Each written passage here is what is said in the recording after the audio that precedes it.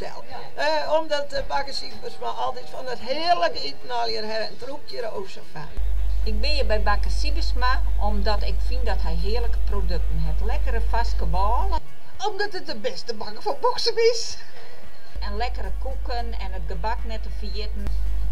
Nou, omdat de bol wel lekker is. En hij heeft de super lekkerste oranje koek van Friesland. De oranjekoeken is het allerlekkerste die ik ooit proeven heb. Ik het brees maakt het heel erg lekker en je wordt heel vriendelijk hopen. Omdat het zo lekker is. Maar ik kom met Siebesma omdat ze goede producten hebben. Waarom ga jij naar de bakker? Waarom ga jij naar de bakker?